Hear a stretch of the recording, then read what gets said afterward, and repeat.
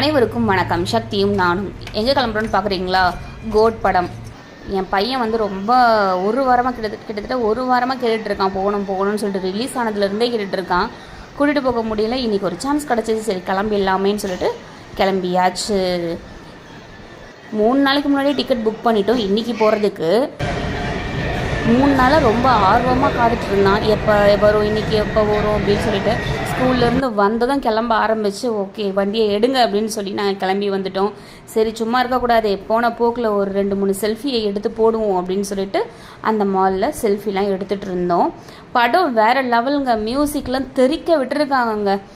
விஜய் சான்ஸே இல்லை. விஜய் சார் வேறு லெவலில் ஆக்டிங்காக இருக்கட்டும், அவரோட லுக்காக இருக்கட்டும், வேறு லெவலில் இருந்துச்சுங்க. ஸ்டோரியும் வேறு லெவலுங்க.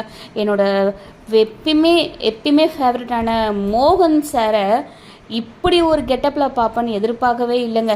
ட்விஸ்ட் மேலே ட்விஸ்ட்டு, இவங்க இருக்காங்களா, அவங்க இருக்காங்களா, இவங்க இருக்காங்களா அப்படிங்கிற மாதிரி படம் முழுக்க கடைசி வரைக்குமே அடுத்து என்ன ஆகும், இவங்களும் அவங்களாங்கிற மாதிரியே இருந்துச்சுங்க.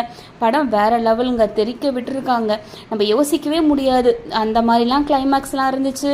ட்விஸ்ட்டு டேர்னுன்னு சொல்லிட்டு என்னவோ ஒரு ஹில்ல நம்ம வந்து இந்த ஹேர்பின் பெண்டு, யூ பெண்டு இந்த மாதிரி போன மாதிரியே இருந்துச்சுங்க ஃபில்மு.